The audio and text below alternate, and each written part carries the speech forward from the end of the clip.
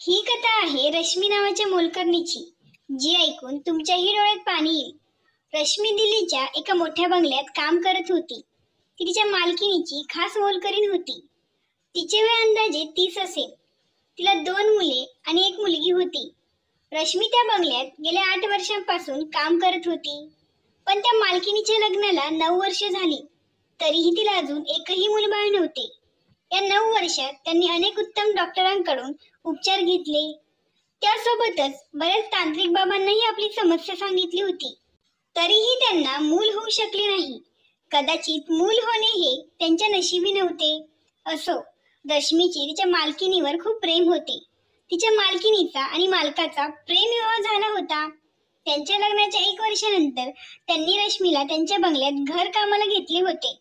ती त्यांची सर्वात विश्वासू मोलकरीण होती, म्हणून तिची मालकीण तिच्यासोबत प्रत्येक गोष्ट शेअर करायची. रश्मी तिच्या मालकिणीचे दुःख भोगवत नव्हते. तिच्या मालकालाही लहान मुलांची खूप आवड होती. त्यांना काही झालं तरी मूल हवं होतं. त्या नवरा बायकोंमध्ये खूप प्रेम होतं. पण आता मालकिणीला मूल होत नसल्याने मालक तिच्यावर रागराग करायचे आणि म्हणायचे की मला तुझ्याकडून फक्त एक मूल हवे आहे. काहीही करून मला माझे रक्त हवे आहे. मी माझ्या आई वडिलांचा एकुलता एक मुलगा आहे. माझ्या आई वडिलांच्या मृत्यूनंतर मी त्यांच्या पिढीला इथपर्यंत घेऊन आलो आहे. आपल्याला मुलगा झाला नाही तर आपली पिढी पुढे जाणार नाही. आणि मालकिणीला ते म्हणायचे की त्यासाठी तू काही कर, वाटेल तेवढा पैसा खर्च कर, पण मला तुझ्याकडून माझे मूल हवे आहे. त्यामुळेच आपली पुढची पिढी तयार होईल, नाहीतर आपली पिढी इथेच संपेल. मालकालाही त्याच्या मालमत्तेचा वारस हवा होता. त्यांनी मूल दत्तक घ्यावे असे अनेकांनी त्यांना सुचवले होते, पण मालकाचे म्हणणे होते की आपले मूल आपलेच रक्त असते आणि परक्याची नेहमी दुसऱ्याचे असते. मालकीने स्वतःवर खूप खर्च केला, सर्व प्रकारे प्रयत्न केले, पण तरीही ती प्रेग्नेंट होऊ शकली नाही. एके दिवशी मालकीन शांतपणे त्यांच्या बेडरूम मध्ये बसल्या होत्या आणि मालक त्यांना म्हणत होते की जर त्यांना वारस भेटला नाही तर ती दुसऱ्या स्त्रीशी लग्न करेल. मालकिनीचे मालकावर खूप प्रेम होते. त्यांना त्यांच्या पतीने दुसऱ्या स्त्रीशी लग्न करावे असे कधीच वाटत नव्हते. मालकालाही हे नको होते, पण तेही लाचार होते. या संपूर्ण प्रकरणात रश्मीच्या मालकिनीला खूप मदत केली होती. मॅडम ज्या तांत्रिक बाबांकडे जायच्या तेव्हा त्या रश्मीलाही सोबत घेऊन जायच्या. आजपर्यंत याचा रश्मीला खूप फायदा झाला होता, कारण मॅडम रश्मीला खूप पैसे द्यायच्या. पण यावेळी तिच्या मालकाने तर लग्न करण्याचा ठाम निश्चय केला होता आणि कोणत्याही परिस्थितीत आपण आपला निर्णय बदलणार नाही असं त्यांनी मालकिनीला सांगितलं होतं. कारण याआधीही मालकाने मुलांसाठी दुसरं लग्न करणार असा हट्ट धरला होता. पण ते नेहमी मालकिनीवर प्रेम करेल, तिला कधीही सोडणार नाही असे म्हणायचे. हे ऐकून मालकीन खूप रडायची. मालकाला मालकिनीच्या डोळ्यातील अश्रू पाहवत नसे. प्रत्येक वेळी मालक मालकिनीच्या डोळ्यातील अश्रू पाहून दुसरी लग्न करण्यापासून स्वतःला थांबवत असे. त्यांनी मालकिनीला पूर्ण आश्वासन दिले होते की त्यांच्या मनात जी मालकिनीची जागा आहे ते ती दुसऱ्या पत्नीला कधीही देणार नाही. त्यांना फक्त दुसऱ्या पत्नीपासून मूल हवे होते आणि मालकीन मालकाचे प्रेम होते आणि ती म्हणायची की माझे नेहमीच तुझ्यावर प्रेम राहील. आता मालकाने जो काही निर्णय घेतला होता ते त्या निर्णयापासून कधीही मागे हटणार नव्हते. त्यामुळे मालकीन खूप अस्वस्थ होती. ती त्याच विचारात दिवस रात्र रडत असायची. एके दिवशी रश्मी मालकिनीच्या खोलीची फरची पुसत होती, तेव्हा मॅडम डोळ्यात अश्रू घेऊन बेडवर बसल्या होत्या. रश्मी त्यांना म्हणाली, मॅडम काळजी करू नका, सर्व काही ठीक होईल, काही चुकीचे होणार नाही. तर मॅडम म्हणाल्या, रश्मी तुला माहित नाही का, मी कधीच आई बनू शकत नाही. त्यामुळेच मालक दुसरे लग्न करत आहे. मी माझ्या नवऱ्याची दुसरी बायको सहन करू शकत नाही. एकाच घरात एकत्र राहून मी माझ्या सवतीचे तोंड नाही पाहू शकत. माझ्या सवतीने माझ्या समोर यावं असे मला कधीच वाटत नाही. माझ्या पतीवर खूप प्रेम आहे. मला माहित नव्हते की लग्नानंतर देव मला मूल देणार नाही आणि यामुळे माझ्या पतीच्या हृदयातील माझ्याबद्दलचे प्रेम कमी होईल. रश्मीने मालकिनीचे सांत्वन केले आणि म्हणाली, मॅडम जसं तुम्ही विचार करत आहात तसे काही नाही. मालकाचे सुद्धा तुमच्यावर खूप प्रेम आहे आणि ते दुसरे लग्न मजबुरीने करत आहे. यावर मालकीन म्हणाली, माझ्या नवऱ्याची दुसरी बायको जेव्हा या घरात येईल आणि मुलाला जन्म देईल तेव्हा माझ्या पतीच्या मनात माझ्यासाठी जे काही थोडे प्रेम शिल्लक आहे तेही संपून जाईल, कारण मी त्यांना मूल देणार नाही. जर त्या स्त्रीने आपल्या मुलाला जन्म दिला तर माझा नवरा तिला आणि तिच्या मुलाला जास्त किंमत देईल आणि माझी किंमत या घरात शून्य होऊन जाईल आणि मला या घरात सन्मानही मिळणार नाही. त्यामुळेच मला हे अजिबात नको आहे. होय, मला या शहरातही काहीसा मान आहे, कारण मी एका मोठ्या उद्योगपतीची मुलगी आहे आणि मी माझ्या नवऱ्याशी मोठ्या आग्रहाने लग्न केले. हे तुला पण माहित आहे. माझे आई वडील आमच्या लग्नाला तयार नव्हते, तरीही मी माझ्या पतीशी लग्न केले. जर त्यांना माझे पती दुसरे लग्न करत आहे याबाबत कळले तर ते म्हणतील की हा तुझ्या चुकीच्या निर्णयाचा परिणाम आहे. त्यामुळे मी त्यांना काही सांगू शकत नाही. माझ्या पतीचे मित्रही त्यांना दुसरे लग्न करण्याचा सल्ला देतात, जेणेकरून या घरातील माझे मूल्य पूर्णपणे नष्ट होईल. परंतु मी हे अजिबात होऊ देणार नाही. मला यावर काहीतरी मार्ग काढावा लागेल. मी असे माझ्या संसाराचे वाटोळ होताना पाहू शकत नाही. कुठल्याच स्त्रीला असं वाटणार नाही की तिच्या पतीने दुसरे लग्न करावे आणि तेही दोघी सवती एकाच घरात. नाही, मी हे होऊ देणार नाही. मग अचानक मॅडम रश्मीच्या चेहऱ्याकडे एक विचित्र नजरेने पाहू लागल्या. रश्मी पण मालकिनीकडे बघत होती आणि विचार करत होती की अचानक मॅडमला काय झाले आहे, त्या माझ्याकडे अशा का बघत आहे. मग मालकीन म्हणाली, रश्मी, तू मला मदत करू शकतेस का? त्यांनी रश्मीचे हात धरले आणि पुन्हा तोच प्रश्न विचारला. तेव्हा रश्मीला आश्चर्य वाटले. ती म्हणाली, हो मॅडम, मी तुमचे काम करायला सदैव तयार आहे. मी तुम्हाला नेहमीच मदत करीन, कारण ते माझे कर्तव्य आहे आणि त्यासाठी तुम्हाला मला विचारायची गरज नाही. तुम्ही फक्त तुमचं काम सांगा. मला तुमच्यासाठी काय काम करावं लागेल? तर मॅडम म्हणाल्या की आज मी तुझ्याकडे अशी मदत मागणार आहे. कदाचित तू या मदतीसाठी कधीच तयार होणार नाहीस. त्यांचे बोलणे ऐकून रश्मीला आश्चर्य वाटले की ते असे कोणते काम आहे आणि अशी कोणती मदत आहे जी मी करू शकत नाही.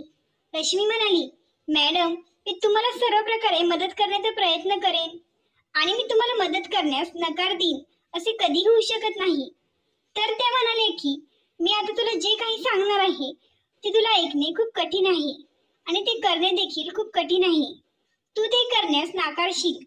मॅडमला नक्की माझ्याकडून कसली मदत हवी आहे या विचाराने रश्मी गोंधळून गेली. पण पुढच्या क्षणी तिच्या पायाखालची जमीनच सरकली, कारण मॅडमने अशा प्रकारे तिची मदत मागितली होती की तिला पुढे काय बोलावे तेच समजत नव्हते. मालकिनीचे म्हणणे ऐकून ती क्षणभर हादरली होती. मालकीन रश्मी चेहऱ्यावरचे हावभाव पाहत होती.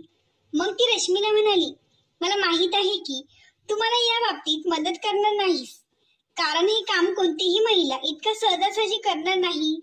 मग रश्मी म्हणाली, मालकीन, हे कसे होऊ शकते? एवढं मोठं काम आणि तेही कोणाला न सांगता कसं करू? या कृत्यामुळे तुमचे माझ्यापेक्षा जास्त नुकसान होईल. मी तुम्हाला मदत करेन. पण ती विचारात पडली होती. रश्मीकडे बघून मालकीन म्हणाली की तू मला मदत केलीस तर मी तुला त्याची मोठी किंमत देईन. माझ्या कामाच्या बदल्यात मी तुला पूर्ण 20 लाख रुपये देईन. 20 लाखांची रक्कम ऐकून रश्मीला धक्काच बसला, कारण इतका पैसा तिने तिच्या आयुष्यात कधीच पाहिला नव्हता. तिच्या डोळ्यासमोर 20 लाख रुपये तरळू लागले. तिला माहित होते की या जगात पैसा असेल तरच सर्व काही आहे, नाही तर पैशाविना काहीच नाही. ती खूप गरीब असल्यामुळे तिचे लग्नही एका गरीब शेतकऱ्याशी झाले होते. तिचा नवरा तिच्या मुलांसोबत गावी राहत होता आणि रश्मी इथे शहरात मालकिनीच्या बंगल्यात काम करायची. इथे काम करून ती दर महिन्याला तिच्या पतीला पैसे पाठवत असे. जेव्हापासून ती ते काम करायला लागली तेव्हापासून तिच्या पतीने शेती करणे सोडून दिले होते आणि लाखो रुपयांचे कर्ज डोक्यावर करून ठेवले होते. तिच्या नवऱ्याने सुमारे 5 ते 6 लाख रुपयांचे कर्ज केले होते. हे 20 लाख रुपये तिच्यासाठी खूप महत्वाचे होते. ही रक्कम खूप मोठी होती आणि काम खूप सोपे होते. तिला काही फरक पडत नव्हता, पण तिचा नवरा तिला या कामासाठी परवानगी देईल की नाही अशी भीती तिला वाटत होती. बरं, तिला पूर्ण आशा होती की जेव्हा तिच्या पतीला समजेल की या कामात त्यांना 20 लाख रुपये भेटतील तेव्हा तो लगेच या कामासाठी तयार होईल. असा विचार करून ती लगेच मालकिनीला म्हणाली, मी तुमचे काम करायला तयार आहे, पण तुम्हाला या कामासाठी मालकालाही तयार करावे लागेल. आणि मॅडम, जर बाहेर याबद्दल कोणाला काही कळले तर लोक किती वाईट बोलतील हे तुम्हाला माहीत आहे आणि तुमच्या प्रतिष्ठेवरही याचा परिणाम होईल. आणि या सगळ्यात महत्वाची गोष्ट म्हणजे हे मालकाला मान्य होईल का? मालकीण म्हणू लागली की माझा नवरा जर मुलांसाठी दुसरे लग्न करायला तयार असेल तर तो या कामासाठी अगदी सहज तयार होईल. तुला माहित आहे की मी हे माझ्या हृदयावर दगड ठेवून बोलत आहे. पण मॅडम, तुम्ही एकदा मालकाशी बोलून बघा, ते काय म्हणतात, तरच आपण हे काम सुरू करू. हे खूप मोठे आणि खूप जोखमीचे काम आहे, म्हणून तुम्ही यावर पुन्हा एकदा विचार करा. रश्मीने मालकीने पुन्हा एकदा विचार करायला सांगितला, जेणेकरून त्यांना नंतर पश्चाताप होऊ नये. मालकीन म्हणाली, मी हा निर्णय मोठ्या कष्टाने घेतला आहे आणि आता मी माझ्या निर्णयावरून मागे हटणार नाही. तू माझी काळजी करू नको. मालकीन तिच्या निर्णयावर ठाम होती. तिने आपला निर्णय घेतला होता आणि आता ती मागे हटणार नव्हती. त्या म्हणाले की त्यांच्या सवतीला आयुष्यभर सहन करण्यापेक्षा मी हा एका रात्रीचा त्रास नक्कीच सहन करेल. त्यामुळेच मी हा निर्णय घेतला आहे. हे काम रश्मीसाठी खूप मोठं आहे असं तिने ठरवलं होतं. आधी तिला तिच्या नवऱ्याची परवानगी घ्यावी लागेल आणि मग हे काम पूर्ण करावे लागेल. हे काम खरोखरच हृदय पिळून टाकणारे होते. जर तिच्या पतीने तिला परवानगी दिली तरच ती मालकीणला सर्व प्रकारे मदत करण्यास तयार होती आणि हे काम शक्य तितक्या लोकांपासून लपून ठेवायचं होतं. कारण मालक आणि मालकीण लोकांसमोर उघड झाले तर लोकांचा गैरसमज होईल. बरं, रश्मीला ही मालकाची भीती वाटत होती, कारण मालक खूप उतावीळ स्वभावाचे होते. ते मालकिनीवर खूप प्रेम करत होते. पण जेव्हा त्यांना कळेल की मालकिनीने असा प्लॅन केला आहे तेव्हा मला कळत नाही की त्यांची प्रतिक्रिया काय असेल. रश्मीने तिच्या पतीला फोन केला होता आणि मालकीण आता मालक घरी येण्याची वाट पाहत होती. खरं तर मालकिनीचे काम असे होते की रश्मी मालकिनीच्या नवऱ्यापासून मुलाला जन्म देईल, कारण ती आयुष्यभर तिच्या सवतीला सहन करू शकत नाही. पण फक्त मुलासाठी तिच्या नवरे दुसऱ्या बाईसोबत एक रात्र सहन करण्यात काही नुकसान नाही. ही फक्त एका रात्रीची गोष्ट होती. मालकीने रश्मीला सांगितले होते की तू माझ्याऐवजी माझ्या खोलीत जाशील आणि माझ्या पतीसोबत संबंध ठेवशील. मग तू गरोदर राहशील. मूल झाल्यावर तू आमचे मूल आम्हाला परत करशील. त्या बदल्यात मी तुला 20 लाख रुपये देईन. रश्मीला या कामात काहीच प्रॉब्लेम नव्हता, कारण तिला याआधीच 3 मुले होती, 2 मुलं आणि 1 मुलगी. त्यामुळे तिला अपत्य नको होते. असो, मालकाला स्वतःचे मूल हवे होते. त्याने हे काम दुसऱ्या कोणाला करायला सांगितले असते तर त्याचा परिणाम त्याच्या प्रतिष्ठेवर झाला असता. रश्मी त्यांच्या घरात राहत होती आणि त्यांच्या अडचणी तिने चांगल्या प्रकारे समजून घेतल्या होत्या. म्हणूनच त्यांनी तिला हे काम करायला सांगितले. पण एका स्त्रीला तिच्या पतीसोबत दुसरी स्त्री सहन करणे खूप कठीण असते. ही सुद्धा मालकिनीची मोठी मजबुरी होती. पण या कामासोबतच मालकिनीने मला एक अटही घातली होती. ती म्हणाली होती की रश्मी, मला माफ कर, पण माणसाचा स्वभाव कधीही बदलू शकतो. म्हणूनच मी तुला हे सांगत आहे की मूल झाल्यावर तू तुझ्या गावी जाशील. त्यानंतर आम्ही तुला आमच्या घरी कामावर ठेवू शकत नाही. मालकिनीच्या विधानाचे रश्मीला खूप वाईट वाटले. ती म्हणाली, मॅडम, मग मी कामाला कुठे जाणार आणि माझे कुटुंब कसे जगणार? मालकीन म्हणाली की 20 लाख रुपये मिळाल्यानंतर तुला कुठेही काम करण्याची गरज नाही. आणि दुसरी गोष्ट म्हणजे तुला अजून काही अडचण आली तर तुझ्याकडे माझा नंबर तर आहेच. त्यामुळे तू मला कॉल करू शकतीस.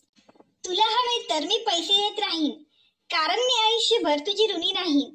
म्हणूनच मी तुला आयुष्यभर मदत करत राहीन. रश्मीला मालकिनीचे हे शब्द ऐकून खूप आनंद झाला. तिने तिच्या नवऱ्याला फोन करून हा सर्व प्रकार सांगितला.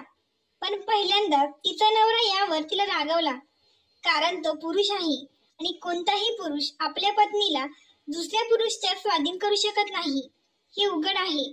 पण तिचा नवरा लोभी माणूस होता. त्याच्या मनाचीही थोडी चूक होती, त्यामुळे ती त्यात फसली होती. तिला एक मुलगी होती. ती तिच्या 2 भावांना सांभाळायची आणि जेवण वगैरे बनवायची.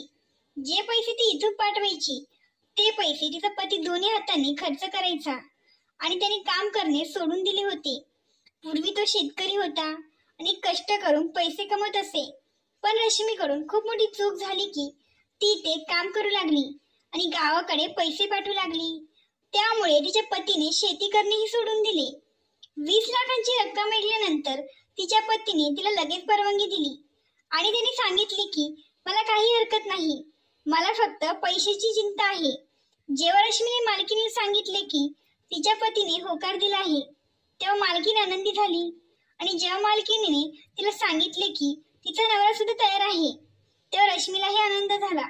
मालकीने कपाटून 10 लाख रुपये रश्मीला ऍडव्हान्स म्हणून दिले आणि बाकीचे पैसे बाळ जन्माला आल्यावर देणार असल्याचे सांगितले. 10 लाख रुपये बघून रश्मीचे डोळे फिरले होते, कारण याआधी तिने एवढी मोठी कॅश कधीच पाहिली नव्हती. तिने दुसऱ्याच दिवशी आपल्या पतीला बोलावून घेतले आणि ती पैसे देत म्हणाली, तुमचे सर्व कर्ज फेडून टाका आणि बाकीचे पैसे आपल्या मुलांसाठी खर्च करा. रात्र पडताच मालकीने रश्मीला मालकाच्या खोलीत पाठवले. आज पुन्हा एकदा रश्मीने मालकिनीच्या डोळ्यात अश्रू पाहिले होते. कधी कधी स्त्री इतकी असहाय्य होती की तिला मजबुरीमुळे जे करायचे नाही ते करावे लागते. आज रश्मीला तिची मालकीन खूप असहाय्य वाटत होती. तिने रश्मीला मिठी मारली आणि म्हणाली, ज्या उद्देशाने मी तुला पाठवत आहे त्या हेतूने मला निराश करू नकोस. माझा हेतू पूर्ण हो आणि माझ्या पतीपासून तुला मूल हो, जेणेकरून माझ्या मुलाची उणीव पूर्ण होईल आणि माझा नवराही माझ्यापासून विभक्त होणार नाही. रश्मी मालकाच्या खोलीत गेली आणि मालकीने झोपेच्या गोळ्या खाल्ल्या आणि त्या झोपायला दुसऱ्या खोलीत गेल्या. ती रात्र काढणे मालकिनीसाठी खूप कठीण होते. त्यामुळेच मॅडमने झोपेच्या गोळ्या खाल्ल्या होत्या आणि पुढच्या काही दिवसातच रश्मीची प्रकृती खराब होऊ लागली. तिला उलट्या होत होत्या, म्हणून मालकीन रश्मीला शहरातील सर्वोत्तम डॉक्टरांकडे घेऊन गेली होती. तेव्हा डॉक्टरांनी त्यांना अन्नाची बातमी सांगितल्यावर मालकीन आणि मालक खूप खुश झाले. मालकिनीपेक्षा मालक जास्त आनंदी होते. त्यांच्या आनंदाला काही सीमाच उरली नव्हती आणि रश्मीच्या डोळ्यांसमोर तिचे उरलेले 10 लाख रुपये तरळत होते. तिच्या लक्षात आले की मालक आणि मालकीन देखील खूप आनंदी आहेत. दोघांच्या डोळ्यासमोरून ते मूल फिरत होते. मालकाने मालकीन गरोदर असण्याची बातमी सर्व नातेवाईकांना दिली होती, कारण हे मूल मालकिनीच्या पोटी नसून रश्मीपासून जन्माला येईल असे कोणाला सांगायचे नव्हते. मालकाचे सर्व नातेवाईक सुद्धा खूप खुश होते, कारण त्यांना सुद्धा मालकाने दुसरे लग्न करावे असे वाटत नव्हते. मालकाला दुसऱ्याला लग्न करायचे असते तर त्याने ते आधीच केले असते. मालक इतका श्रीमंत होता की कोणत्याही स्त्रीने त्याच्याशी सहज लग्न केले असते. आता दोघांनीही सुटकेचा निश्वास सोडला, कारण त्यांची वर्षांची जुनी इच्छा पूर्ण होणार होती. सुरुवातीला वाटलं सगळं नीट होईल, पण का कळत नाही, जसजसे दिवस जात होते तशी रश्मीची अस्वस्थता वाढत होती. ती काळजीत होती आणि मालक मालकीन त्यांच्या बाळाच्या आगमनाचे स्वप्न पाहत होते. ते दोघे पती पत्नी रश्मीची खूप काळजी घेत होते. रश्मीला खूप बरं वाटत होते की ती त्यांच्या घरात राहते आणि इतकी वर्षे त्यांची सेवा करते. आणि आज देवाने वेळ आणली की हे दोघे पती पत्नी तिची सेवा करत होते, जणू ती या घराची मालकीनच आहे. पण त्यांच्यासाठी एक नवीनच अडचण आली होती. मालकीन गरोदर असल्याचे कळल्यावर अनेक लोक तिला भेटायला येत होते आणि त्यांना वेगवेगळे प्रश्न विचारत होते. मॅडम तर गरोदर नव्हत्या, म्हणून त्यांच्याकडे प्रत्येक प्रश्नाची उत्तरे नव्हती. त्यामुळेच त्या गोंधळून जायच्या. यामुळे त्रासलेल्या मालकाने सांगितले की आता आपले बंगल्यात राहणे योग्य नाही, कारण कुणी ना कुणी आमचा नातेवाईक इथे येत राहतो आणि त्यांच्या वेगवेगळ्या प्रश्नांना मालकीन उत्तर देऊ शकत नव्हती. त्यामुळे मॅडमच्या गर्भधारणेवर कोणाचाही विश्वास बसत नव्हता. मालकाने सांगितले की असे होऊ नये की लोकांना काहीतरी चुकीचे समजू लागेल. एवढ्या मोठ्या पाहुण्यांच्या येण्यामुळे मॅडम आणि रश्मी दोघींनाही अडचणी येत होत्या, कारण रश्मीला त्यांच्या समोर खूप काम करावे लागत होते आणि मॅडम त्यांच्या समोर विश्रांती घ्यायच्या. म्हणूनच मालकाने मॅडमला सल्ला दिला की आपण आपल्या दुसऱ्या शहरात बांधलेल्या नवीन बंगल्यात रश्मीच्या डिलिव्हरी पर्यंत राहायला जाऊ. तेव्हा रश्मी म्हणाली की इथे येणाऱ्या पाहुण्यांना सांगता येईल की मॅडम आरामासाठी त्यांच्या माहेरी गेले आहेत. मालकाला ही रश्मीची कल्पना आवडली. मालकाने रश्मीला आणि मॅडमने त्यांच्या नवीन बंगल्यात शिफ्ट केले. या बंगल्यामध्ये त्यांच्यासोबत कोणीही नव्हते.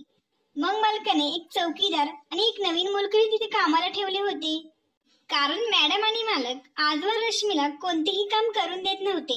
या नवीन बंगल्यात त्यांना आवश्यक असलेल्या सर्व गोष्टी मालकाने उपलब्ध करून दिल्या होत्या नवीन बंगल्यात आल्यानंतर त्या दोघी खूप निवांत होत्या आणि मालकीन रश्मीची खूप काळजी घेत होत्या. निसर्गाचा चमत्कार सुद्धा खूप विचित्र असतो. एकेकाळी रश्मी स्वतःसाठी देवाकडे मूल मागत होती आणि आज तिची मालकीन तिच्याकडे मुलासाठी तळमळत होती. तिची मालकीन खूप छान आणि दयाळू स्त्री होती. मग त्यांच्या बाबतीत चांगल्या गोष्टी का घडल्या नाहीत? खरंच चांगल्या गोष्टी चांगल्या माणसाच्या बाबतीत घडत नाही. वेळ निघून गेला आणि रश्मीला विचित्र विचार येऊ लागले. आठवडे महिन्यात बदलले. तिचे बाळ तिच्या पोटात लाथा मारायला लागले.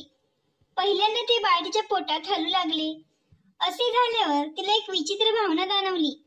मध्यरात्री अचानक तिचे डोळे उघडले आणि ती उठून बसली. पोटाचा स्पर्श होताच तिला अंधारात काहीतरी विचित्र वाटले. तिला असे वाटत होते की तिचे मूल तिला बोलावून सांगत आहे की, आई, मी तुझी मूल आहे. मला कोणालाही देऊ नकोस. मी तुझा आहे. मला नेहमी असे तुझ्याजवळच ठेव. त्यानंतर रश्मीला रोज अशी स्वप्ने पडू लागली. स्वप्न पडल्यावर ती घाबरून उठायची आणि रात्रभर जागी राहायची. खूप जागृत राहिल्यामुळे तिला अशक्तपणा जाणवू लागला आणि तिचे हृदय हळूहळू बदलू लागले. कारण आता रोज रात्री तिच्यासोबत असे काहीतरी व्हायचे. रात्री फक्त तिचे हृदयच नाही तर तिचा हेतूही बदलत होता. तिला तिच्या बाळाची काळजी वाटू लागली होती. आता ते 10 लाख रुपये तिला निरुपयोगी वाटू लागले होते. पण तिने अगोदर विचार केला होता की 3 मुले झाल्यावर तिला त्यानंतर मूल नको होते. तिच्यासाठी पैसा महत्वाचा होता. कारण तिला मुलगा आणि मुलगी दोघेही होते. विनाकारण दुसऱ्या मुलाला जन्म देण्याचे कारण काय होते? कारण या महागाईच्या जमान्यात तिचा उदरनिर्वाह करणे कठीण झाले होते आणि त्या व्यतिरिक्त मुलांचे संगोपन करणे हे मोठे काम होते. पण आता तिचा पूर्वीचा विचार चुकीचा ठरला आणि मूल हे पहिले असो वा शेवटचे, स्वतःचे मूल हे नेहमी आपलेच असते. तिच्या मालकिनीला तिची समस्या कळली होती. एके दिवशी मालकीण आणि मालक एकमेकांशी बोलत असल्याचे तिने ऐकले. मॅडम मालकाला सांगत होत्या की रश्मीचे मन वेळोवेळी बदलत आहे. मालक म्हणाले, हे शक्य नाही. असे होऊ शकत नाही. तिचं मन कधीही बदललं नाही. कारण तिला पैशांची गरज आहे. मालक म्हणाला, हवे तर आपण तिला आणखीन पैसे देऊ. मॅडमने रश्मीला वारंवार विचारले की ती एवढी गप्प का राहते. मालक दर आठवड्याला नवीन बंगल्यात त्यांना भेटायला यायचे आणि रश्मीसाठी भरपूर फळं आणि सर्व आवश्यक वस्तू आणत आणि ते दर महिन्याला रश्मीला डॉक्टरांकडे उपचारालाही नेत होते. आणि तो दिवस आला ज्याची ते आतुरतेने वाट पाहत होते. डॉक्टर रश्मीला प्रसूतीची तारीख दिली होती. मालकीने ताबडतोब मालकालाही सांगितले. तेव्हा ते खूप आनंदी झाले.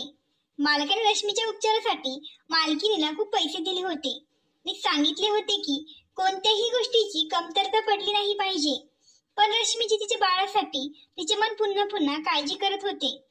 रात्रीची वेळ होती आणि मालकीनीने रश्मीला सांगितले की आपल्याला सकाळी हॉस्पिटलमध्ये जावे लागेल. कारण तिच्या मुलाच्या जन्मासाठी फक्त आजची रात्र उरली होती आणि दुसऱ्या दिवशी सकाळी तिला हॉस्पिटलमध्ये जाऊन ऍडमिट व्हायचे होते. कारण डॉक्टरांनी प्रसूतीची उद्याची तारीख दिली होती आणि तिचे ऑपरेशन करायचे होते. हे ऐकून रश्मीला भीती वाटू लागली आणि मग तिला ऑपरेशन करावे लागेल. तिने मनात विचार केला की नाही, मी माझ्या मुलाला कोणालाही देऊ शकत नाही. ते माझे मूल आहे आणि मी ते इतर कोणाच्या ताब्यात देणार नाही. नको ते मला 10 लाख रुपये. बाप जरी या मुलाचा मालक असला तरी त्याला जन्म देणारी मीच आई होते. बाबापेक्षा आईच्या हृदयात जास्त प्रेम असते, जी बाळाला संपूर्ण 9 महिने पोटात ठेवते. आणि 9 महिने माझ्या पोटात ठेवल्यानंतर मी माझ्या मुलाला दुसऱ्या आईला का देऊ? मी माझ्या पोटच्या मुलाला इतर कोणाच्याही हाती देऊ शकत नव्हते. मला वाटत होते की हे माझे मूल आहे. मी माझ्या बाळाला 20 काय 40 लाख रुपयांनाही कोणाला देणार नाही. रश्मीचे मन आता पूर्णपणे बदलले होते. पण तिने ऍडव्हान्स घेतलेल्या पैशाचं काय असा विचार ती करू लागली आणि तिने ठरवले की इथून पळून जायचे. रश्मीने पाहिले की मालकीन तिच्या खोलीत जाऊन झोपली होती. रश्मीने पटकन तिचे सामान पॅक केले आणि तिने गपचूप तिथून पळ काढला. पण काही अंतर पुढे गेल्यावर तिला वेदना होऊ लागल्या. कारण तिची उद्याची डिलिव्हरीची तारीख दिली होती. तिने कसे बसे स्टँडवर पोहोचून रात्रीची बस पकडली. तिला आता सहन होणार नाही असे वाटत होते. तिचे कधीही ऑपरेशन झाले नाही कारण तिची 3 मुले नॉर्मल जन्माला आली होती आणि तिला वेदनांची सवय होती. तिने तिच्या मालकिनीची आणि मालकाची फसवणूक केली होती.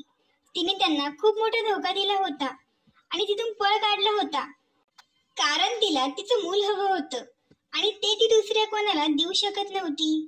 तिने मालकाची आणि मालकिनीची काय अवस्था होईल याचा विचार केला नाही. तिला फक्त तिच्या बाळाला सुखरूप जन्म द्यायचा होता. जवळपास 3 तासांचा प्रवास करून रश्मी तिच्या गावी पोहोचली. पण आता वेदना झपाट्याने वाढू लागल्या होत्या. ती तिच्या घरी गेली नाही, कारण तिचा पती उरलेले 10 लाखांसाठी पूर्णपणे लालची झाला होता. रश्मी तिच्याकडे गेली तर तो तिला मालकिनीकडे परत घेऊन जाईल आणि तिच्याकडून सर्व पैसे घेईल, अशी रश्मीला भीती होती. तिचा नवरा आधीच खूप लोभी माणूस होता. जो पुरुष आपल्या पत्नीला दुसऱ्या पुरुषाला 20 लाख रुपयासाठी देऊ शकतो, तो तिचे प्रेम कधी समजू शकत नाही. जेव्हा रश्मीने तिला सांगितले होते की आपल्याला 20 लाख रुपये मिळतील, तेव्हा त्याला ते ऐकून किती आनंद झाला होता हे शब्दात व्यक्त करता येणार नाही. त्यानंतर तो रोज विचार करायचा की 20 लाख रुपये आले की मी हे करेन, मी ते करेन, मी हे घेईल, मी ते घेईल. त्याला पत्नी आणि मुलांपेक्षा पैसा जास्त प्रिय होता. रश्मी गावची खास दाई मालती आजीकडे गेली. त्याच आजीच्या मदतीने रश्मीने तिच्या मुलांना जन्म दिला होता. रश्मीने मालती आजीच्या घरी जाऊन जोरात ताप फुटवले. उन्हाळ्याची रात्र होती. रश्मी तिकडून रात्री 2 वाजता निघाली होती आणि आता सकाळचे 5 वाजले होते. उन्हाळ्यात सगळे लवकर उठतात. दाईने दार उघडतात त्यांना रश्मीला पाहून खूप आश्चर्य वाटले. त्या म्हणाल्या की यावेळी तू सुरुवातीच्या दिवसात माझ्याकडे आली नाहीस. तुझी मुले तर आता खूप मोठी झाली आहेत. तू बरेच वर्षानंतर मुलाला जन्म देत आहे. आता तुला काय गरज होती? 3 मुलं असतानाही तू पुन्हा मुलाला जन्म देत आहे. रश्मी म्हणाली, कदाचित ही देवाची इच्छा असेल. एवढे बोलून ती गप्प बसली. मालती आजी रश्मीला अनेक प्रश्न करत होती. रश्मी तिला म्हणाली की माझ्याकडे जास्त बोलायला वेळ नाही. मला खूप वेदना होत आहेत आणि माझ्या प्रसूतीची वेळ आली आहे. म्हणूनच मी तुमच्याकडे आले आहे. मला माझे मूल सुरक्षित आणि निरोगी हवे आहे. कृपया तुम्ही माझी लवकर डिलिव्हरी करा. रश्मीला भीती होती की मालकाची माणसे इथे येऊन तिचे मूल तिच्याकडून हिसकावून घेतील. तिला तिच्या मुलाला लवकरात लवकर इथून दूर घेऊन कुठेतरी दूर जायचे होते, कारण तिच्या नवऱ्यानेही तिला इथे पाहिले तर तो लोभापायी मूल रश्मीच्या मालकिनीला देईल अशी भीतीही तिला होती. म्हणूनच तिने ठरवले होते की ती घरी परत जाणार नाही. भीती आणि त्रासामुळे तिला वाईट वाटत होतं. जेव्हा रश्मीचे मालक आणि मालकीला समजेल की रश्मी त्यांच्या घरातून पळून गेली आहे, प्रथम ते तिचा शोध घेण्याचा प्रयत्न करतील आणि त्यानंतर ते दोघेही तिचे मूल घेऊन तिच्यासोबत काय करतील कोणास ठाऊक. आतापर्यंत तिच्या वेदना वाढू लागल्या होत्या आणि मालती आजी रश्मीची प्रसूती करून घेत होती. सुमारे 1 तासाच्या प्रयत्नानंतर रश्मीचे बाळ या जगात आले. तिच्या आनंदाला सीमाच उरली नव्हती. तिने ठरवले होते की ती तिच्या मुलाला उचलून लवकरात लवकर इथून निघून जाईल आणि ती काही झाले तरी आपले मूल तिच्या मालकाला आणि मालकिनीला देणार नाही. पण रश्मीने हा विचार केला नव्हता की तिच्या मालकिनीचे तिच्यावर खूप उपकार होते. त्यांनी तिला खायला दिले, घालायला कपडे दिले, राहायला जागा दिली आणि ते तिला पगारही चांगला देत होते. त्यांनी हे सर्व दिले नसते तर रश्मीच्या घरात खायला काहीच नव्हते. आणि त्या दोघांना मूल देण्याचे स्वप्न दाखवून तिने अचानक त्यांच्या डोळ्यांतील सर्व स्वप्ने हिसकावून घेतली आणि तिने त्या दोघांना 9 महिने इतके मोठे वचन दिले होते. जेव्हा ते वचन पूर्ण करण्याची वेळ आली तेव्हा ती त्यांना मूर्ख बनून इकडे पळून आली. तिने त्या दोघा नवरा बायकोंच्याही फिलिंगला दाद दिली नाही. त्या दोघांनीही तिच्यावर विश्वास ठेवला होता. तिचे मूल या जगात आले होते. तिच्या मुलाचा जन्म झाला तेव्हा 2-3 तासांच्या विश्रांतीनंतर ती तिच्या मुलाला घेऊन खूप दूर गेली. ते एक छोटेसे गाव होते जिथे फार कमी लोक राहत होते. तिथे ती एक झोपडी करून राहू लागली आणि तिने आपल्या मुलाला वाढवायला सुरुवात केली.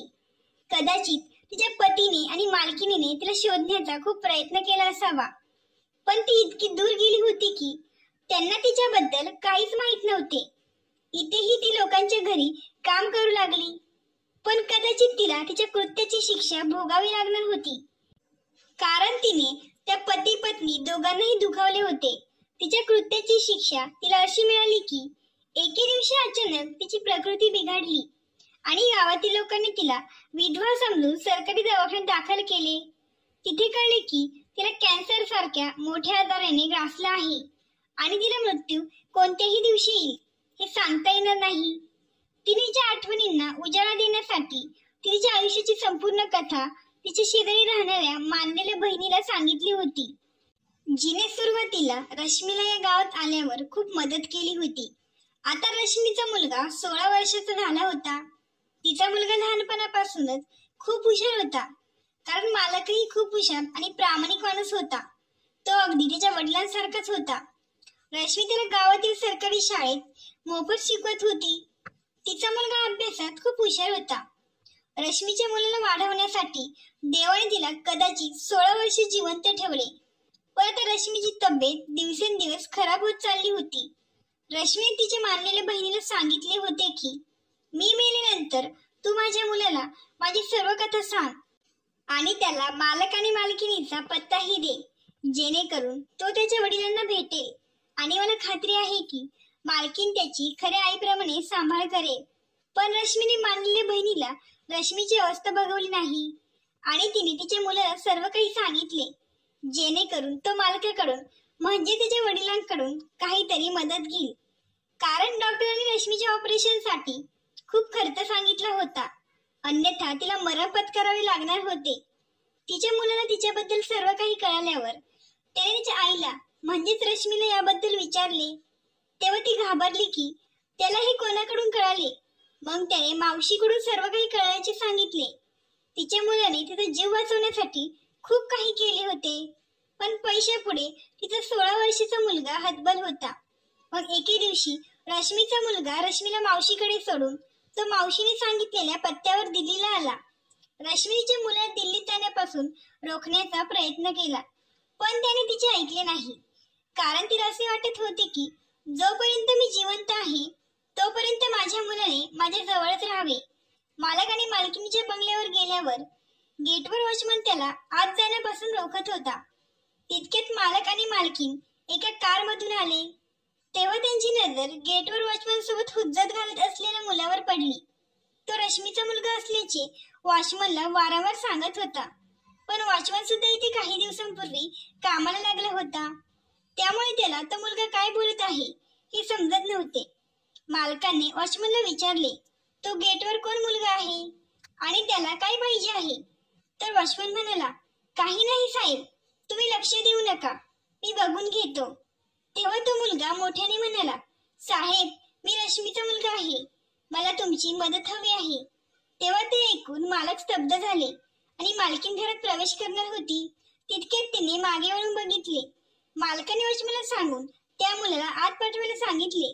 मालक आणि मालकीण त्याच्यावर विश्वास बसत नव्हता. त्या मुलाने पाणी मागितले. तिथे उभे असलेल्या नोकराने मालकिणीच्या सांगण्यावरून लगेच त्या मुलाला पाणी आणून दिले. पाणी पिल्यावर त्याने संपूर्ण हकीकत मालक व मालकीणीला सांगितली. मालक आणि मालकीण खूप रागावले आणि त्याचे म्हणणे ऐकून त्यांना वाटले की हा मुलगा खोटं बोलत आहे. पण जेव्हा मालकाने त्याचे स्वरूप जवळून पाहिले तेव्हा त्यांना आश्चर्य वाटले, कारण मालकाच्या गालावर एक लहान चामखीळ होती आणि त्या मुलाच्या गालावरही चामखीळ होती आणि तो मुलगा हुबेहूब मालकासारखा दिसत होता, ज्यावरून हा मुलगा मालकाचाच मुलगा असल्याचे स्पष्ट होत होते, कारण तो त्यांचाच मुलगा होता. मालक आणि मालकीण त्यांची इतक्या वर्षाच्या रागामुळे त्या मुलाने रश्मीची मदत करू नये अशी त्यांची इच्छा होती आणि त्यांनी गावी न जाता त्यांच्यापाशीच राहावे असे ते म्हणत होते. पण तो म्हणत होता, तुम्ही माझ्यासोबत चला आणि माझ्या आईचा जीव वाचवा. तिला उपचारासाठी शहरात न्यावे लागेल आणि तिचे ऑपरेशन करावे लागेल, अन्यथा तिचा मृत्यू होईल. जर तुम्ही तिचा जीव वाचवला तरच मी तुमच्या सोबत इथे शहरात राहील, नाही तर मी पुन्हा कधीच तुमचे तोंड पाहणार नाही. मालक म्हणाले, आम्ही एवढे सुद्धा वाईट नाही, आम्ही तिची नक्कीच मदत करू. राहिला तुझ्या आमच्यासोबत राहण्याचा प्रश्न, ती तुझ्यावर अवलंबून आहे. आम्ही तुला जबरदस्ती करू शकत नाही. त्या लहान मुलालाही मालकाचे म्हणणे पटले. मालक आणि मालकिणीला आजपर्यंत मूल झाले नव्हते आणि रश्मी पळून गेल्यावर त्यांची मुलाबद्दलची इच्छा संपली होती. कारण मालकाने सांगितले की कदाचित देवाची इच्छा नसेल की आम्हाला मूल व्हावे आणि आता देवाहून मोठं काही नाही. हे सगळं विचार करून त्याने मुलाचा विचार मनातून काढून टाकला होता. कारण तो माणूस पूर्णपणे रश्मीवर अवलंबून होता. जेव्हा ती दोघेही त्या मुलासोबत रश्मीला भेटायला आले तेव्हा तिला पाहून त्यांच्या जुन्या आठवणी ताज्या झाल्या. आतापर्यंत आजारपणामुळे तिला खूप त्रास होत असल्याचे पाहून त्यांनी तिला माफ केले होते, पण त्यांनी तिच्याकडे तक्रार केली की तू आमच्याशी चांगली वागली नाहीस. आम्ही जगातील लोकांशी खोटं बोललो हे तुला माहित आहे. जेव्हा तू पळून गेली तेव्हा मी लोकांना सांगितले की आमच्या बाळाला कोणीतरी हॉस्पिटलमधून चोरून नेले आहे. 16 वर्षानंतर आम्ही आमच्या मुलाला असे बघू हे आम्हाला फारसे माहित नव्हते. रश्मीने हात जोडून मालक आणि मालकिणीची माफी मागितली. दोघांनीही तिला माफ केले आणि त्या लोकांनी तिला शहरात नेले आणि एका मोठ्या हॉस्पिटलमध्ये तिचे ऑपरेशनही केले. कदाचित देवाने तिला जीवनदान दिले असेल. तिची खूप मोठी चूक होती, ज्यासाठी तिला मरावे लागले असते तेही कमीच होते, पण ते तिच्या मुलाच्या प्रार्थना आणि मेहनतीचे फळ होते. गावाकडे रश्मीच्या मुलांनाही कळलं की त्यांचेही जिवंत आहे. तिच्या पतीचा 9 वर्षापूर्वी अपघातात मृत्यू झाला होता. तिच्या मुलांनी तिला शोधण्याचा खूप प्रयत्न केला. एक प्रकारे तिने तिच्या मुलांनाही दुखावले होते. ती तिच्या 3 मुलांना सोडून निघून गेली होती. तिची 3 मुलं आता तरुण झाली होती आणि मालकाचा मुलगा 16 वर्षाचा झाला होता आणि तो 16 वर्ष त्याच्या वडिलांपासून दूर राहिला. रश्मीने मालक आणि मालकिणीचा मुलगा त्यांच्या स्वाधीन केला होता, पण त्यांच्या मुलाने रश्मीला त्याची आई मानले होते. त्याला संपूर्ण वास्तव माहित होते. रश्मी त्याला म्हणाली, बेटा, कदाचित हा माझ्या चुकीचा पश्चाताप आहे.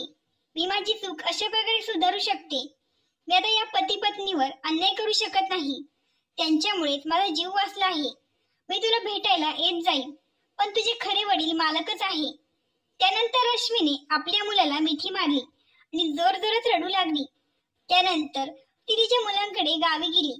आता ते लोक त्यांच्या आयुष्यात आनंदी आहेत आणि रश्मी सुद्धा तिच्या मुलांसोबत तिकडे आनंदी राहू लागली आहे. एवढ्या वर्षानंतरही मालक आणि मालकीने त्यांचे वचन पाळले आणि त्यांनी रश्मीला उरलेले 10 लाख रुपये दिले. रश्मीला त्या 10 लाखांची गरज नव्हती, पण ते म्हणाले, आता तुझा नवराही नाही, हे पैसे तू ठेव, तुला ते उपयोगी पडेल. या चांगल्या पती पत्नीचे रश्मीने खूप वाईट केले याचे तिलाही वाईट वाटत होते, पण तिच्या धाकट्या मुलाच्या आठवणी आजही तिला सतावतात. जेव्हा तिला त्याची आठवण येते तेव्हा ती त्याला दिल्लीला भेटायला जाते. मालकाने लोकांना सांगितले की हा त्यांचा मुलगा आहे, जो हॉस्पिटलमधून 16 वर्षापूर्वी चोरीला गेला होता. रश्मीच्या मुलाने मालक आणि मालकिणीला त्याचे पालक म्हणून स्वीकारले आणि तो त्यांच्या घरात खूप आनंदी आहे. मित्रांनो, ही कथा आवडल्यास प्लीज लगेच सबस्क्राईब करा. धन्यवाद. आभारी आहोत.